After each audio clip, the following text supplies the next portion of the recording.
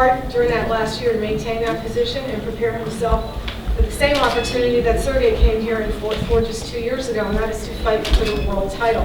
He gets the privilege of fighting for all 3 of those belts, and it is fitting, perhaps, that the sanctioning bodies have in some cases set up situations where people like Najib get their opportunity in a mandated fight, so that everybody gets their shot when their time comes. And so, because he wants to keep that title, because he wants to be the champion, because Najib has worked hard to earn it, Sergey Kovalev is going to defend that title on July 25th. Now, the other news we have to report today is now that Sergey has moved to the West Coast, has become an LA guy, loves it here, wants to stay here, we are kind of moving his home base. I had a lovely meeting with Richard Sturm at MGM a few weeks ago, and at that meeting he confirmed to me that MGM Grand Mandalay Bay, they want to be in the Sergey Kovalev business. And as I see a vacuum opening up in Vegas for big names, I think Sergey Kovalev is the kind of guy who can step in there and fill that vacuum. His fights are electrifying and exciting and thrilling, and that's what boxing fans should expect when they put their money down to come and see a fight. And so we have my company has a great history with Mandalay Bay, which is one of the best facilities in the country, in the world. And it's really nice on a personal note to be going back there. You know, we brought Fernando Vargas to Mandalay Bay countless times and had some great nights and great memories there, and we're going to make some new ones now. And so we have. I guess my message today is that it is a new beginning. It is a new beginning with HBO. It is a new beginning with Mandalay Bay. And yet somehow this all feels very comfortable because that is the same team that was in place when Fernando was building his career and becoming one of the biggest box office attractions in the country. Peter Nelson from HBO is not here because of your famous LA traffic, but if he were here, I think he would tell you that the event will start at 10 p.m. on July 25th on television. There will be a co-feature. We're still working on what that's going to be. We'll announce that when we know. The tickets will be going on sale next week, and the price will be from $25, very affordably priced for the fans, up to $300. We want to fill up the room. We want to encourage people who really are fans of boxing. Something that I noticed when I went to the big fight a few weeks ago at MGM, that there weren't any in the room who act like fight fans, like fans who knew who the fighters were. I want to see those people. We want to see them come out because if they do, they will be very pleased. Because I had the great privilege of being at ringside a number of times now in Sergey Kovalev fights, and it is thrilling. That is really the only word for it. So, moving on. This fight will be fought over 12 rounds for the WBO, WBA, and IBF light heavyweight world championships. It is an IBF mandatory bout.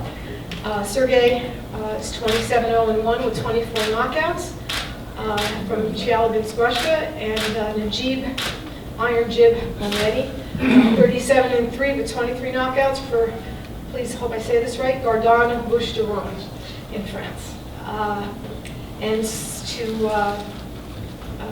So I guess we're going to start by introducing the challenger and his management. And so I would like to bring to the microphone Najib's manager, one of his co-managers, Vince Caruso. You know, there's not much to say when you fight the #1 guy in boxing. Whether I like him or not, Sergey Kovalev is the #1 fighter in boxing today. Especially after what we saw 2 weeks ago, I'd say it's undoubtedly. He is the top tier. He is a very bad dude. And we are going in there with that in mind. I'm not going to get up here and say that, Najib's going to come and do this and we're guaranteeing the win. You can't guarantee anything in this business. The only thing I can guarantee you is on the 25th of July, Najib Mohammedi is going to make the 175-pound contracted weight limit. That will be a guarantee. And number two, he is going to come in there with a game plan that if he does execute and he does listen to Abel Sanchez, his trainer, he has a very good shot at winning this fight. Because even though Sergey might be stronger, and he might be bigger, and he might have been on the big stage a lot more than Najib has. There's one thing I believe that we have the edge in, and that's desire. You know, you've been held down your whole life, your whole career, a career that started in 2005, and you have to fight in rooms that are smaller than this, with no TV coverage, no press. And I mean, you have to call and beg and you know, offer press guys like the works just to get your name put in the paper. That's hard times. That's hard times. I don't think Sergey Kovalev goes through hard times. Nadjib Mohammedi has gone through hard times, and he's beaten. Got detained at the airport and couldn't get in for that fight. So Najib and John Ali, my co-manager, who by the way is not here today, and I'd like you to note that please, his name is John Ali, just like Muhammad Ali. We are 3 as 1. We made the decision after. I'm not the one calling the shots.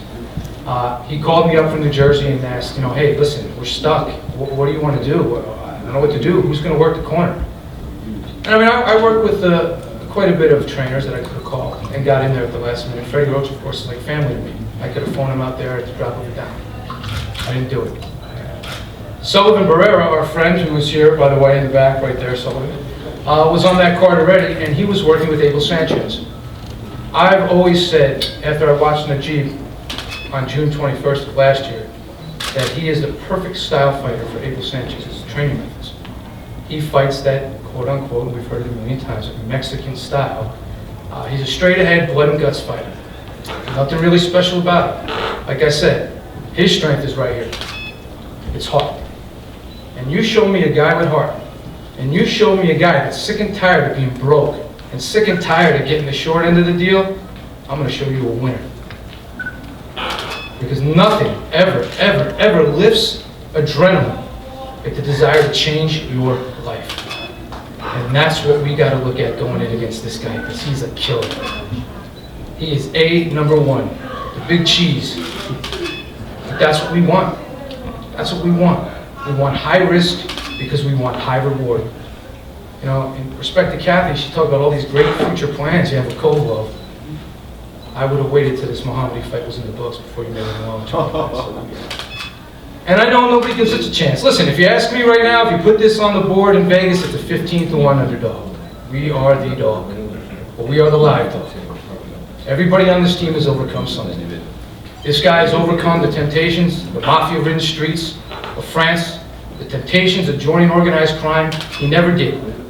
He went into the food business and took care of his mother and his brothers and his sister. That's what he did. And he worked hard. And he wanted to become a professional fighter. And he's here. John Ali, my co-manager, is a professional singer. He's a great pop singer. In fact, that's why he's not here today. He just released a single with an American artist named Baby Bash. It's called Tonight, and you get that on iTunes, by the way, last Tuesday. So he was home promoting that.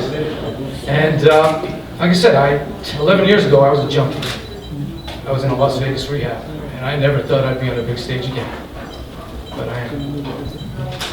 This team has a lot of desire. And we're going to win this fight.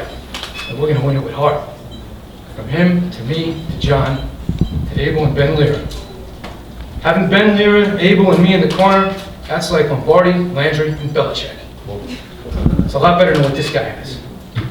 And that's a fact. It's not an opinion. That's a fact.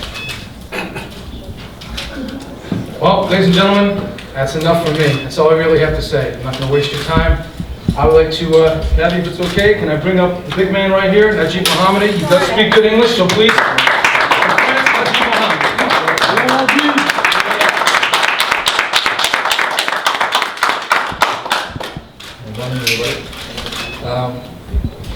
Thank you very much for the opportunity, for the opportunity.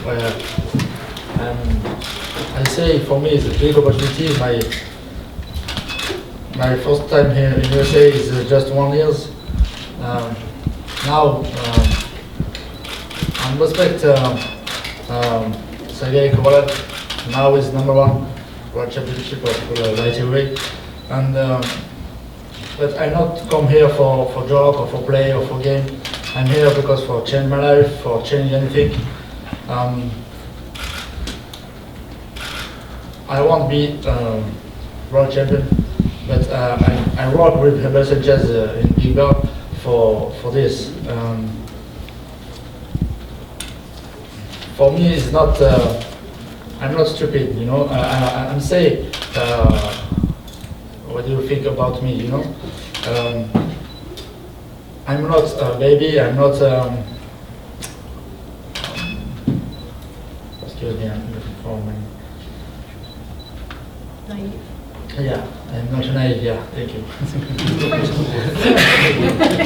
I'm not naive. I say this fight is very, very difficult for me, but I say it's very difficult for Sergey. You know, it's not difficult just for me because I'm very smarter. I'm faster. I'm in 25 July. I'm ready with my team. I'm ready for this fight. I'm ready for Sergey, and now it is my. I'm the new generation of light heavyweight, you know, because I don't want the same fight of another opponent, you know, of Sergey. And thank you very much for Diva, my promoter. Thank you very much my team. Thank you very much my co-manager Vince Cavazo and Jonali, and Herbert Sanchez. Thank you very much for about you. I'll see you 25 July for the big fight. I promise to you it's a big, big fight. Thank you very much. To Vince's point, that's one of the things that's great about boxing. Everybody has a story. Everybody has been through adversity. We're not for miracles. I don't think anybody sitting on his dais, myself included, would be where we stand right now today. So I think that's part of what keeps this sport alive and what makes it so compelling is the stories behind everybody that comes here. And the truth is, Najib came here last June as an opponent, basically. Came here and won the fight he wasn't expected to win. Earned his place and has worked for a long time with Abel Sanchez, taken advantage of his time to work with a great trainer, Abel Sanchez. And believe me, we're very well aware that with an awkward style, a great trainer, and his heart and drive, that it's not going to be an easy night for anybody. Having said that, Sergey Kovalev is something very special, and we all know that. And he is, to me, exactly what boxing is supposed to be. Somebody who goes out there and gives their all, gives 1,000% every time, keeps the crowd entertained, keeps the fight exciting, makes it fun to be there. And that's why sometimes I think we tend to focus on him and his future. And we don't mean it as an insult to anybody. But that's what we have. It's called a star. And to talk more about that star, I'm going to bring up his manager, a gentleman who I've had the pleasure to know for the last 3 years or so, and have gone on this wonderful journey with Sergey.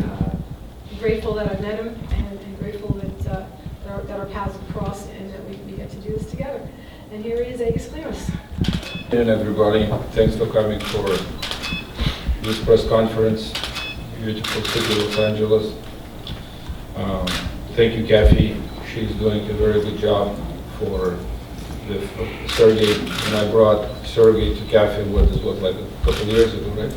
3 already? Jesus, time is flying. 3 years ago. So basically, at that point, nobody knew. Some people knew in boxing, Kovalev, but not much as he's known today. Talking about, Vince was talking about what we haven't seen bad days in Sergey's career. I would say completely opposite way. I brought Sergey in 2009 from Russia, placed him in Don Turner training camp, North Carolina, which is in the middle of nowhere. The closest store probably about 5 miles away, around the cornfields, bugs, bears, snakes. He stayed in the hangar where Don had built his boxing gym. And at that time, I had many fighters going through that camp. Probably besides Sergey and Gradovich, I would say the longest somebody was hold there like maybe 3 months. 2.5 months, 3 months, and they were calling me again. We're done. We're not going to be here. Even you have to take us somewhere. And okay, it's your choice. So somebody went to Chicago, somebody went to New York, and today there nobody, not even heard about them fighting. Some guys got drunk, some guys taxi drivers, and but this gentleman stayed there and didn't complain a single word for a year and a half. He was there a year and a half. So I used to go to Don's camp, me, Don, jump in the van, go around the country just to get the fights, to put in the ring, to get, to just kind of. I saw big talent. Don Turner saw a big talent in him. I couldn't convince any of the promoters. I talked to Top Rank, I talked to Golden Boys, I talked to Blue DeBell, I talked to everybody about giving him a chance, until one day Don Turner introduced me to Kathy, and she did. She said, "Well, we can try. We can see what's going to happen." And the biggest fight in our career, whatever we had, it was a Darnell Boone. Sergey wasn't ready for it, so it went all 8 rounds, and it was not a good fight. And then the main events asked me, how do you feel about fighting against Darnell Boone? I kind of got, God damn, he's not going to like that. I called Sergey and I said, Sergey, what do you think about fighting Darnell Boone again? And instead of saying something complete, he says, you know what, great, I want to do that. He says, I want to see how I improved. Already kind of like almost 2 years passed. He says, that's a fight I want. That's a fight I want. And that I realized, God damn, I really have a good fighter here. That's with a heart. And of course, he did a tremendous job with Darnell.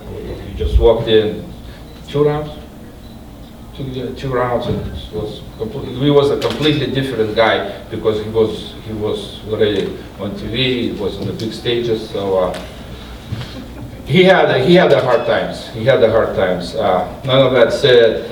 So I wanted to thank HBO right now, giving us a very good opportunity for the rest of his career. I wanted to thank again Kathy, Mandalay Bay, for having us there, and don't miss July 25. We're going to be there. Thank you. I want to introduce to you the IBF, WBO, and WBA light heavyweight champion of the world, Sergey Kovalev.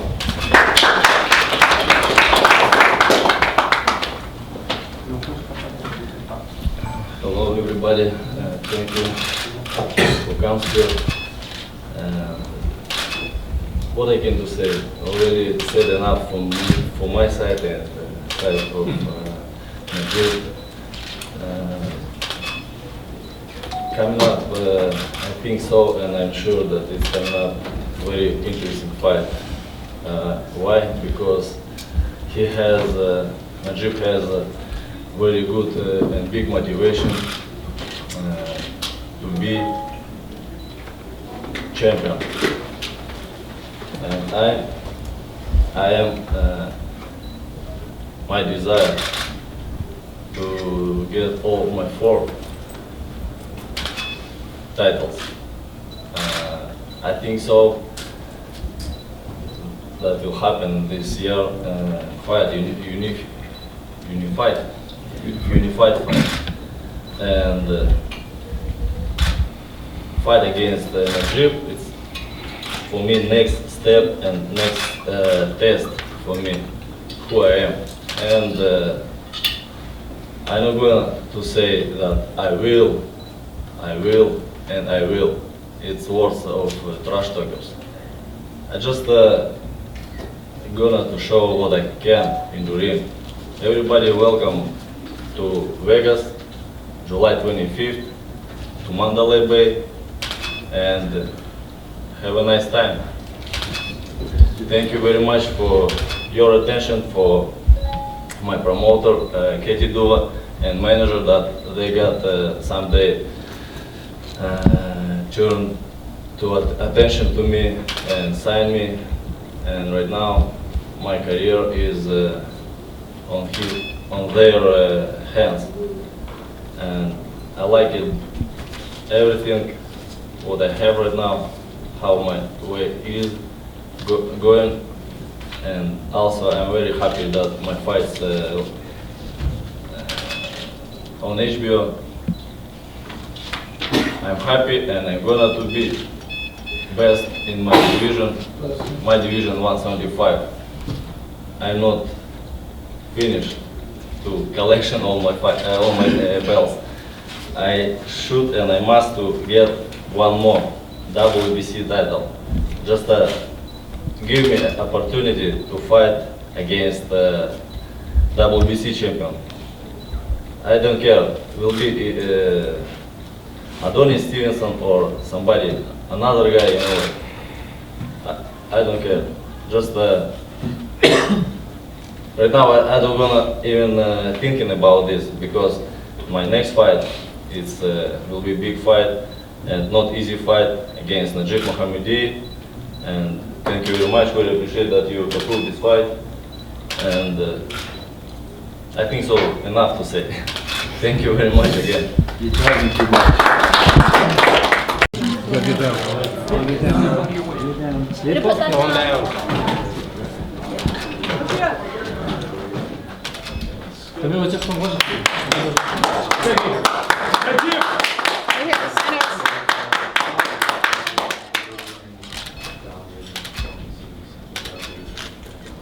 Everybody good? Sergey. Okay. Okay. All right, thank you, people. So you can sit back down and you can sit back down and you can. Thank you. To the back of your seat. Happy meeting. Yep, yes, thank you.